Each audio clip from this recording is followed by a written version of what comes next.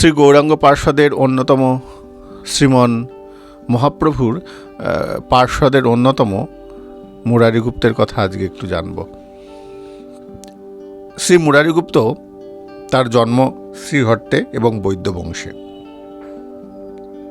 পরে অবশ্য তিনি নবদ্বীপবাসী হন। নিমাইয়ের চেয়ে বয়সে বড়, কিন্তু সমবয়সী না হলেও তিনি একসঙ্গে পড়াশোনা করতেন। গঙ্গাদাসের টোলে দুজনে একসঙ্গে পড়াশোনা করতেন। ব্যবহার নম্র, খুব ভদ্র ব্যবহার। পড়তে বসে নিমাইয়ের কত দুষ্টুমি সহ্য করত মুরারি, কিন্তু প্রত্যুত্তর করত না। স্তব্ধ হয়ে বসে শুনে ভাবে, নিমাইয়ের একখানা চরিত কথা লিখলে কেমন হয়। কিন্তু নিমাই যখন বালক, তখন তার প্রতি আকৃষ্ট হয়নি মুরারি।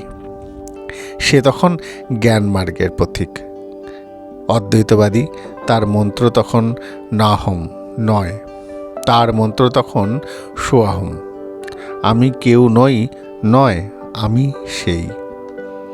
তর্কে তখন তার প্রতিষ্ঠা অনুগতিতে নয়, আর তর্ক করতে করতে এমন পরিণত হয়ে গেছিল যে যখন একা একা পথ চলে, তখন কাল্পনিক প্রতিপক্ষের উদ্দেশ্যে হাত নাড়ানাড়ি, মুখ নাড়ে, শাস্ত্র ব্যাখ্যা ওড়ায়।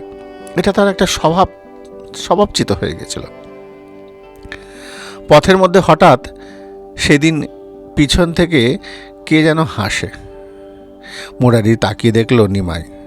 তার অঙ্গভঙ্গির নকল করে খুব হাত মুখ নাড়ছে, আর সঙ্গীদের লক্ষ্য করে অর্থহীন প্রলাপ বকছে। এ কি হচ্ছে শুনি? মুরারি একটু রেগে গিয়ে তেড়ে গেল। ও, জ্ঞানমার্গ হচ্ছে বলেই নিমাই হাসতে হাসতে ছুট দিল। সঙ্গে সঙ্গে বালকের দলও উধাও। মুরারি বলে, জগন্নাথের ঘরে দেখি এক অপদার্থ জন্মেছে। মুরারি দারুণ বিরক্ত হলো। দাঁড়াও, তোমার জারি জুরি গুঁড়ো করে দিই। দুপুরে খেতে বসেছে মুরারি। হঠাৎ কে গম্ভীর কণ্ঠে তার নাম ধরে ডেকে উঠল। মুরারি ভাবল, কোনো সম্ভ্রান্ত পৌঢ় ব্যক্তি বুঝি তার সঙ্গে দেখা করতে এসেছে, হয়তোবা কোনো শাস্ত্র ব্যাখ্যার সূত্র জানতে এসেছে। ব্যস্ত হয়ে উঠল মুরারি। দেখো তো কে এলো। আর দেখতে হলো না, বালক নিমাই এসে উপস্থিত। এ কি তুমি? মুরারি অবাক হয়ে গেল। এ বালক অমনি গম্ভীর কণ্ঠে তাকে ডেকে উঠল নাম ধরে। এ কি পরিহাস না তিরস্কার! তুমি এখানে কি করতে এসেছ?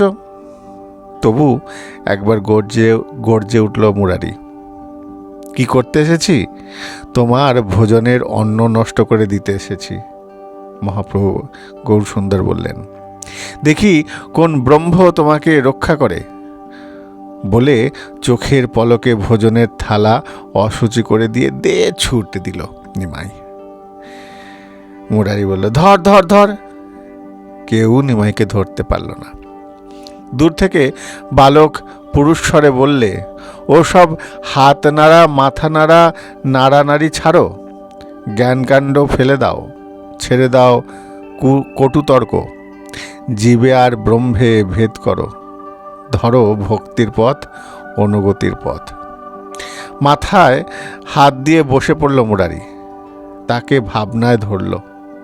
মুরারির মনে ভক্তির অসিদ্ধ হয় না। অদ্বৈতকে বলছেন, গৌরহরি আধ্যাত্ম ভাবনার রসুনের গন্ধ তাতে লেগে আছে। নইলে কিনা এখনও তার যোগাবিষ্ট আগ্রহ। আধ্যাত্মযোগের দোষ কি? জিজ্ঞেস করল অদ্বৈত। যার ভগবান হরিতে ভক্তি আছে, সে তো অমৃতের সাগরে খেলা করে। তার আবার খালের জলের সাঁতার কাটার কি দরকার? ক্রমে ক্রমে নিমাইয়ের ঘনিষ্ঠ সংস্পর্শে থেকে থেকে মুরারির মধ্যে জাগল দাস্যভাব। ভগবান সেব্য, আমি তার সেবক। ভগবান প্রভু, আমি তার ভৃত্য। এইভাবেই দাস্যভাব। জীবের স্বরূপগত ভাবই দাস্যভাব। এক কৃষ্ণ সর্বসেব্য জগৎ ঈশ্বর, আর যত সব তার সেবক অনুচর। কিন্তু মুরারি দাস্য শ্রীরামচন্দ্রের। একদিন মুরারি গৃহে গৌরাঙ্গ কীর্তন করতে এলেন। বললেন, মুরারি, তোমার রঘুনাথের প্রশস্তি শোনাও। নিজে রঘুবীর অষ্টক লিখেছে মুরারি। মুরারি তো ভাষ্যকার বা বৈকারণ নয়, বা ব্যাকরণের নয়। প্রভুর প্রভাবে মুরারি তো কবি। নিজের লেখা রামস্তোত্র পড়ে শোনালো মুরারি। গৌরাঙ্গ বললে, মুরারি, তুমি রামদাস। বলে মুরারির কপালে রামদাস কথাটা লিখে দিলেন স্বহস্তে। মুরারি ভাবল, প্রভুই তার ইষ্টদেব, নবদুর্বাদল শ্যাম রাম। কিন্তু হঠাৎ প্রভুর একই নিদর্শ। মুরারি, কৃষ্ণ ভজনা করো। কৃষ্ণ চিন্তাই জীবের একমাত্র চিন্তা। কি বলছো? মুরারি স্তব্ধ, বিস্ময়ে তাকালো প্রভুর দিকে। কৃষ্ণ? হ্যাঁ, কৃষ্ণই ভগবান, কৃষ্ণই সর্বাশ্রয়, তাকে ধরো, বললেন শ্রীমন মহাপ্রভু। তুমি এই কথা বলছো? মুরারির ঘোর কাটে না। শেষকালে কৃষ্ণকে ধরব? হ্যাঁ, কৃষ্ণ বিনা ধ্যান নেই, কৃষ্ণ বিনা উপাসনা নেই। তুমি যখন বলছো তখন তোমার বাক্য শিরোধার্য করব। মাথা পেতে আদেশ মেনে নিল মুরারি। আমি তোমার দাস, তোমার বাক্য লঙ্ঘন করি কি করে? মুখে রাজি হয়ে গেল বটে, কিন্তু মুরারির মনে সুখ নেই। তার হৃদয়ের ধন রঘুনন্দনকে সে ছাড়বে কি করে? হে রাম, আমার রঘুনাথ, তোমাকে আমি কেমন করে বিসর্জন দেব? তোমার জায়গায় আর কাকে এনে বসাবো? তোমাকে যদি ছাড়তে হয় তাহলে এই অসার দেহ থেকে আমার প্রাণ আজ ছেড়ে যাক। সমস্ত রাত জেগে কেঁদে কেঁদে রাত জাগতে লাগলো মুরারি। প্রভাত হলে প্রভুর পায়ে এসে পড়লে, তোমার আদেশ অমান্য করি আমার এমন সাধ্য নাই। কিন্তু আমি যে আমার রামের পায়ে মাথা বিকিয়ে দিয়েছি, তাকেও যে ছাড়তে পারি না, না কিছুতেই না, কোনো মতেই না। এখন এর উপায় তুমি বলো প্রভু। প্রভুর মুখে মৃদু হাসি। এর একমাত্র উপায় হচ্ছে, সে উপায় মৃত্যু। মুরারি প্রভুর পায়ের উপর লুটিয়ে পড়ল। আমাকে কৃপা করো, আমাকে তোমার সামনে শেষ নিঃশ্বাস ত্যাগ করতে দাও। তবে আমাকে কৃপা করো হে দয়াময়, তোমার আগে আমার মৃত্যু হোক। প্রভু মুরারিকে ধুলোর থেকে বুকে তুলে নিলেন। বললেন, মুরারি, কেন তুমি তোমার রামকে ছাড়বে?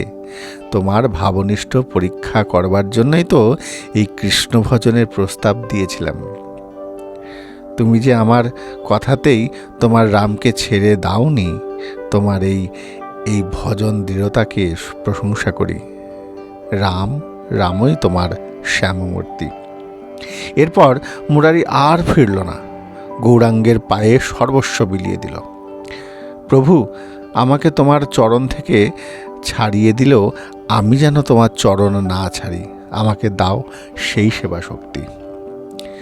মহাপ্রকাশের সময় প্রভু বললেন, মুরারি, আমার রূপ দেখো।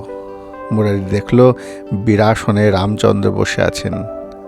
বামে সীতা, দক্ষিণে লক্ষ্মণ, বানর দল চারদিকে ছড়িয়ে স্তব করছে।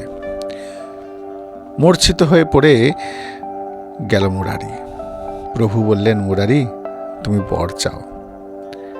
জন্মে জন্মে যেন তোমার চরণের রতি থাকে। যেখানে যেখানে তোমার পার্ষদ অবতার হবেন, সেখানে সেখানে যেন তোমার দাস হয়ে থাকতে পারি। মুরারি বলল। প্রভু বললেন, তাই হবে। শ্রীবাস মন্দিরে সেদিন আবার চতুর্ভুজ মূর্তি ধরলেন প্রভু। হুঙ্কার দিয়ে ডাকলেন গরুরকে, কই কই আমার বাহন গরুর কই? আমি তোমার বাহন, আমি তোমার গরুর।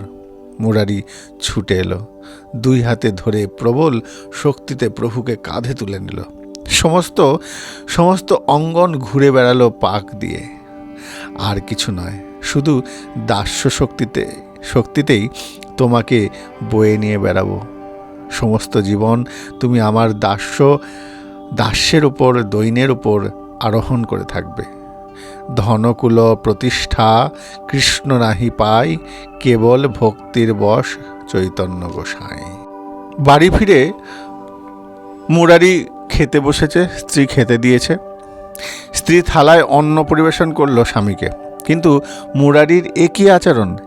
ঘি দিয়ে ভাত মেখে সে নিজের মুখে তুলছে না, মাটিতে ফেলছে আর বলছে, কৃষ্ণ তুমি খাও। স্ত্রী তার স্বামীকে খুব ভালো করে চেনেন। তার স্বামী মহাভাগবত চৈতন্য বিহবল, তাই থালায় যত ভাত কম হয় তত আবার সে পরিবেশনে পূরণ করে। সকালবেলায় গৌরাঙ্গ এসে হাজির। বলো কি করতে হবে? সেবা তৎপর মুরারি উন্মুখ হয়ে দাঁড়ালো। প্রভু বলে, ওষুধ দাও। মুরারি বলে, কেন, কি হয়েছে তোমার? প্রভু বলে, আমার অজীর্ণ হয়েছে। মুরারি বলে, সে কি খেয়ে তোমার এই অজীর্ণ হলো? কেন? রাশি রাশি ভাত খেয়ে, ঘিয়ে মাখা ভাত। এত ভাত খেলে কোথায়? তুমি জানো না কোথায় খেলাম? তোমার না হয় বাহ্য জ্ঞান ছিল না, তোমার পতিব্রতা স্ত্রী জানে। যত ভাত তুমি কৃষ্ণ খাও বলে মাটিতে ফেলেছিলে, তত ভাত আমাকে নির্বিকারে খেতে হয়েছে। তোমার দেওয়া অনুরাগের অন্ন ফেলি কি করে? এখন দাও, ওষুধ দাও।